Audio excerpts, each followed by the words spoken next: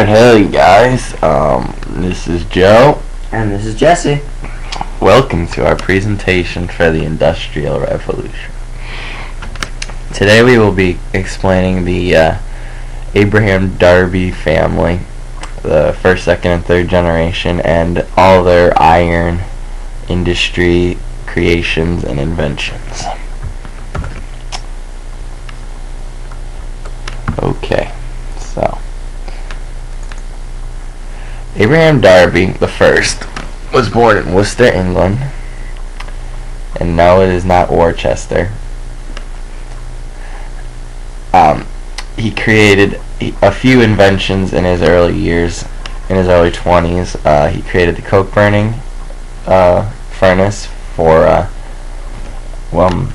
burning coke, and he just started basically what everybody considered him to be the first iron inventor, or basically using iron in many ways. He, as it says right here, he was credited with the start of the iron industry. Abraham Darby the First also built the Bristol Iron Company in 1708, and he pretty much ran that, and then gave that off to his son, which gave it off to gave it off to Darby II, which is his son, and then Darby II gave it off to Darby III, which was Darby II's son. And he opened this company in Coalbrookdale, and because the supply there was very high, so it was easy to transport and cheaper than if he got it from farther away.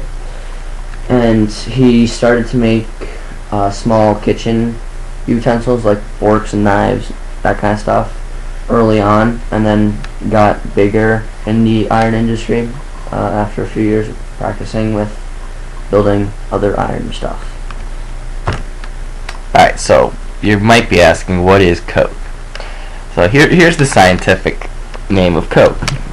Coke is the solid carbonaceous material derived from destructive distillation of low acid, low sulfur bituminous. So basically, to sum that up in English, coke is coal.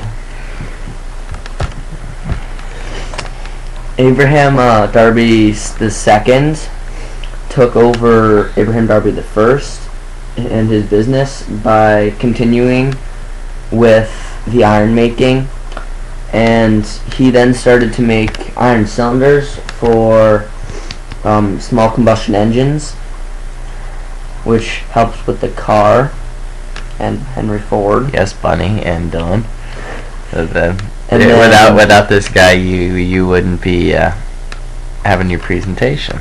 So. And Abraham Darby III built the first iron bridge, and he continued the Darby iron smelting legacy. And I have something else to add on Darby this second. Even after his father's death, he continued doing what his father wanted him to do for his whole life. He non-stop was in the iron industry, always doing his best work, trying to keep his father's business, with a good rep.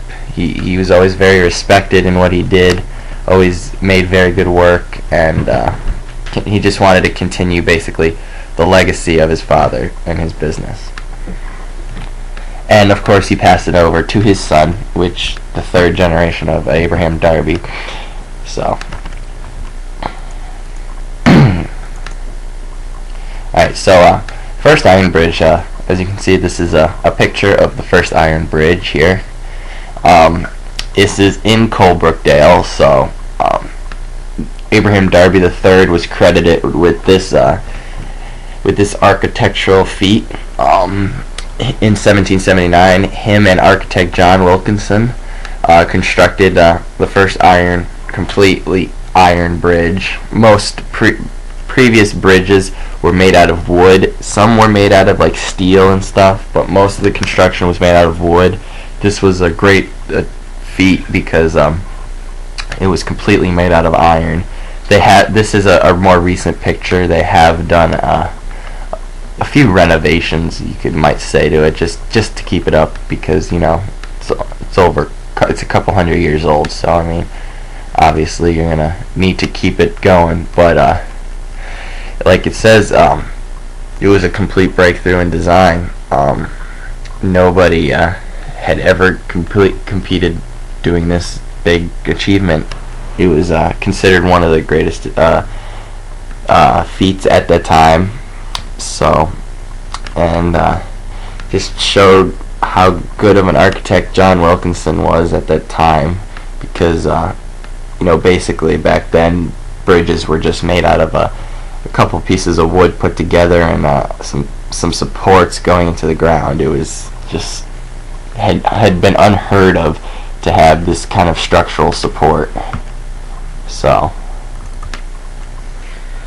in later times, in Colebrookdale and other places nearby, the cities and some towns grew very big into producing iron because it was profitable. Because once the coke burning started, it became cheap, a lot cheaper than coal burning, because coke is just parts of coal, so you don't have to use the whole coal and then sell the rest of it somewhere else. Also, the reason they still kept it in Colebrookdale is because they still had a high supply of this element, and it was just really easy to find up in the mountains and stuff. Just some easy mining. Well, not really easy. Mining isn't really easy, but they didn't really have to travel great distances to get this product.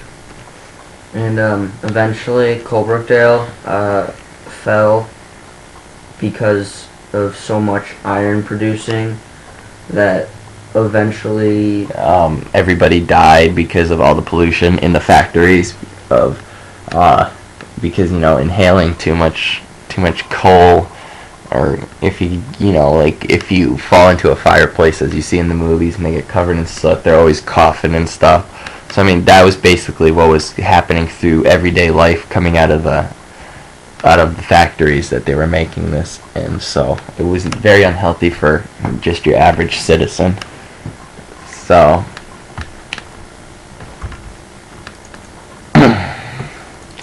okay. In these pictures, the one in the top left-hand corner is the Golden Gate Bridge, which was finished in 1937.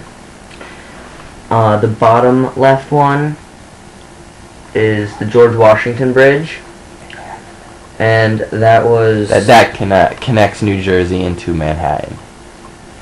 Okay. And that one was built in 1927, but recently renovated to have it keep standing and not rust. And the third one was built sometime around the 1950s. Yeah. And of course, when we were at night, we just decided, to take some random pictures. Won't go into too much detail because it basically says it down in the caption below. And don't crack on me because I have my hand covering the screen. The reason I have it covering the screen is some reasons that you can ask me afterward that I won't mention. But I hope you enjoyed our presentation on Abraham Darby and the Iron Bridge. And Jake, I hope you took good notes. Dylan, I hope you stayed in that chair the whole time. And Bunny, you can stop playing those games on your computer. Thanks for watching.